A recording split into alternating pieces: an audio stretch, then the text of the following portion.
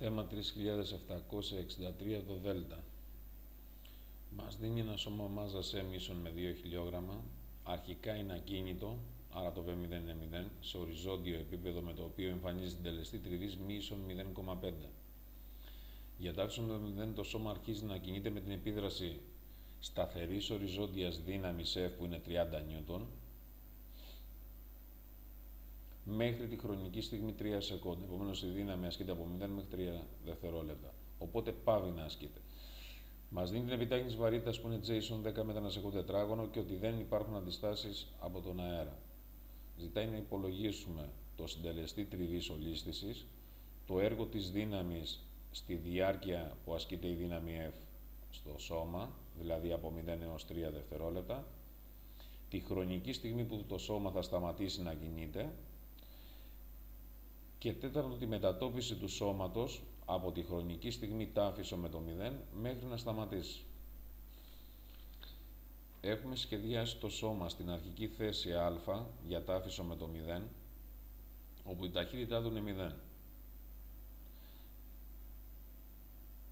Και στη θέση γ μετά από 3 δευτερόλεπτα, όπου η ταχύτητά του την έχουμε συμβολήσει με v1. Στο ενδιάμεσο σχήμα θα τοποθετήσουμε τις δυνάμεις που ασκούνται πάνω στο σώμα.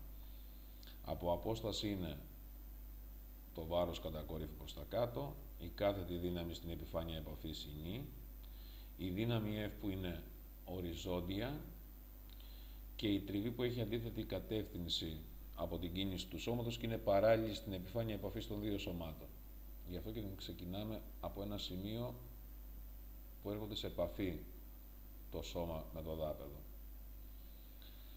Στον ψ τόνος ψ άξονα, επειδή δεν υπάρχει κίνηση του σώματος, θα ισχύει ο πρώτος νόμος του νεύτωνα, οπότε σίγμα των fψ θα είναι ίσο με το 0. Επομένως, αν ορίσουμε θετική φορά προς τα πάνω, θα είναι νη μείον β ίσο με το 0 ή απευθείας νη ίσον με β. Το βάρος όμως είναι μη επί G και αν κάνουμε αντικατάσταση, θα έχουμε ότι η μάζα του σώματος είναι 2 χιλιόγραμμα επί το G που είναι 10 μέτρα ανά σεκόντ, άρα η νη θα βγει 20 νιούτον. Η τριβή ολίσθησης μεταξύ σώματος και επίπεδου είναι μη, ο συντελεστής τριβής ολίσθησης επί νη που είναι η κάθετη δύναμη, ο συντελεστής τριβής ολίσθησης είναι 0,5 επί 20 που είναι η κάθετη δύναμη, άρα η τριβή έχει μέτρο 0,5 επί 20 είναι 10 νιούτον.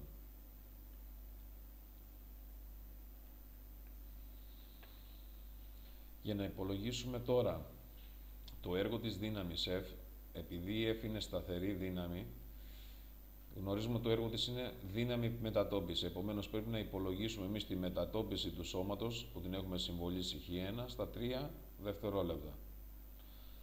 Εάν εφαρμόσουμε το δεύτερο νόμο του νεύτωνα, σίγμα των F χ ίσο με μη επί α κατά τη διεύθυνση κίνησης, θα έχουμε προσοχή θετική φορά βάζουμε τη φορά κίνησης του σώματος, οπότε η F έχει θετική αλγευρική τιμή, η τάφ αρνητική, επομένως η συνισταμένη είναι F μείον τάφ, επομένως F μείον τάφ ίσο με μη επί α, άρα το α η επιτάχυνση θα είναι F μείον τάφ δια μη, ό,τι έχουμε αριστερά μας προς τη μάζα, αντικαθιστώντας η δύναμη η F είναι 30 νιούτον, η τριβή την υπολογίσαμε 10 προς τη μάζα που είναι 2.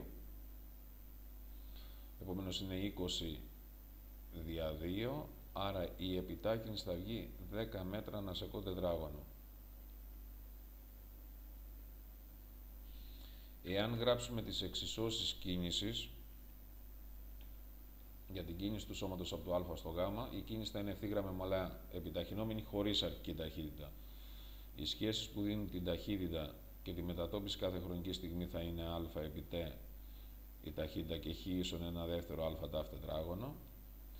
Αν κάνουμε αντικατάσταση και τη τιμή της επιτάχυνσης που είναι 10, το β θα είναι 10 επί τ,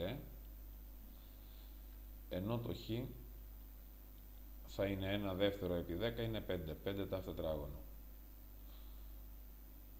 Στο διεθνές σύστημα και οι δύο σχέσεις, δηλαδή αντικαθιστώντας το χρόνο σε δευτερόλεπτα, η ταχύτητα το αποτέλεσμα θα είναι σε μέτρα ανά σεκόντ, ενώ το χ θα είναι σε μέτρα.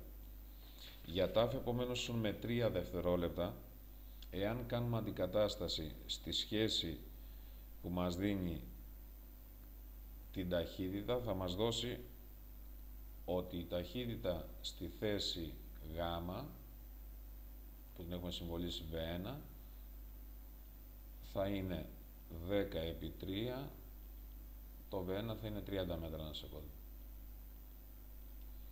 Ενώ το Χ1 εκείνη τη χρονική στιγμή θα είναι 5, το τάφ θα είναι 3, γιατί 3 δευτερόλεπτα κάνει να φτάσει στο Γ, 3, 9. Επομένως, συνολικά έχει μετατοπιστεί κατά 45 μέτρα από το α στο Γ στα 3 δευτερόλεπτα. Το έργο της δύναμης F, επειδή η F είναι σταθερή, θα είναι η δύναμη επί τη μετατόπιση που είναι Χ1. Η δύναμη F είναι 30 νιούτον επί 45 που είναι η μετατόπιση. Εάν κάνουμε επομένως τις πράξεις, το έργο της F θα είναι 1350 τζάουλ και εκφράζει την ενέργεια, είναι θετικό το έργο και εκφράζει την ενέργεια που προσφέρεται στο σώμα. Το τρίτο ερώτημα, για να βρούμε ποια χρονική στιγμή σταματά, παρατηρούμε το εξής, ότι από 0 έως 3 δευτερόλεπτα η κίνηση είναι ευθύγραμμη ομαλά επιταχυνόμενη.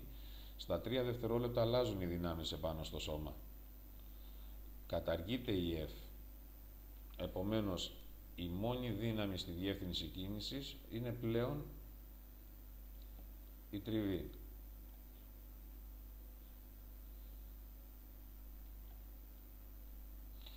Έχουμε κάνει νέο σχήμα, στο οποίο έχουμε σχεδιάσει πάλι το σώμα στη θέση Γ, όπου έχουμε συμβολήσει την ταχύτητα V0.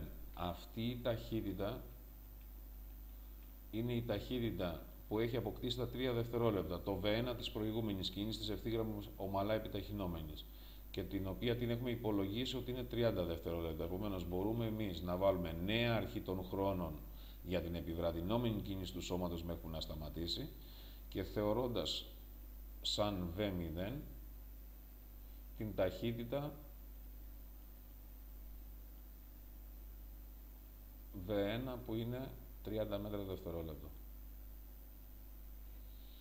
Εάν τοποθετήσουμε πάλι τις δυνάμεις από απόσταση στο βάρος, η κάθετη δύναμη και η τριβή, παρατηρούμε ότι πάλι νη ίσον με β. Ο συντελεστής τριβής ολίσθης δεν αλλάζει, αφού και η νη και ο συντελεστής τριβής ολίσθης είναι ίδια, η τριβή ξαναβγαίνει 10 νιούτον, όσο ήταν και στην προηγούμενη κίνηση. Εάν εφαρμόσουμε το δεύτερο νόμο του Νεύτωνα, σίγμα των F ίσον με μη επί α, θεωρώντας θετική φορά τη φορά της κίνησης, η μόνη δύναμη στη διεύθυνση κίνηση είναι η τριβή που έχει αρνητική αλγευρική τιμή, άρα η συνισταμένη είναι μείον τάφ ίσον με μη επί α.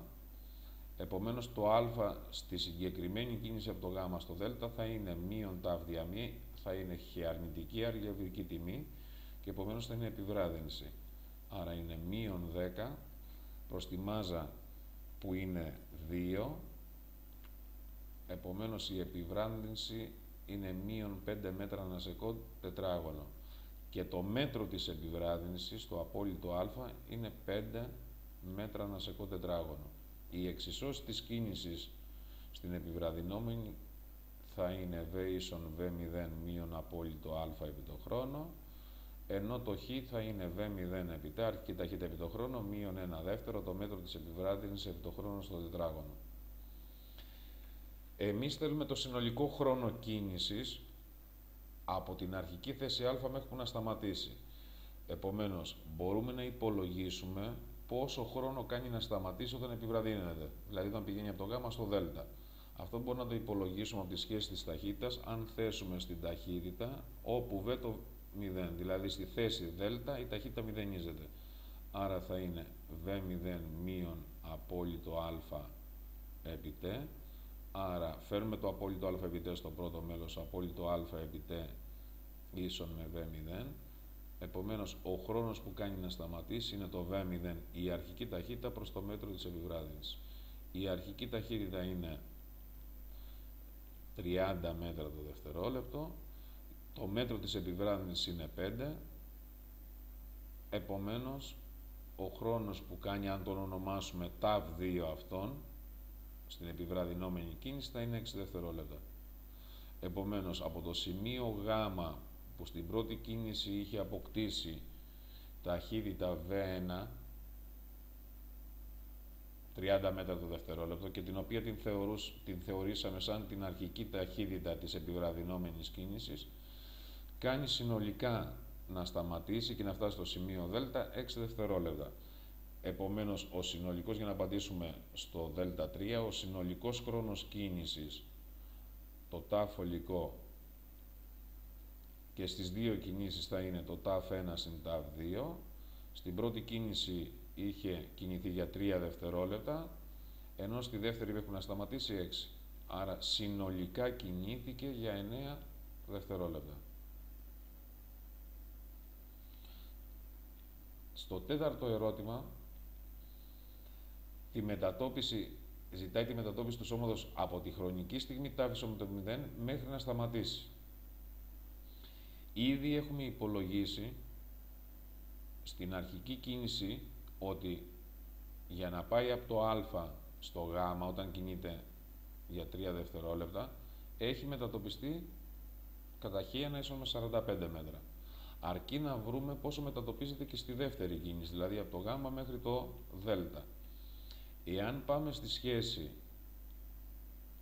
που μας δίνει την μετατόπιση στην επιβραδυνόμενη και βάλουμε όπου ταύτο 6 δευτερόλεπτα που είναι ο χρόνος κίνησης για την επιβραδυνόμενη, θα έχουμε το χ2 μέχρι που να σταματήσει θα είναι v0 επί τ, το v0 είναι 30 επί 6 δευτερόλεπτα που κινείται, μείον 1 δεύτερο, το μέτρο της επιβράδυνσης το υπολογίσαμε ότι είναι 5, επί το χρόνο στο τετράγωνο, δηλαδή 6 στο τετράγωνο που είναι 36.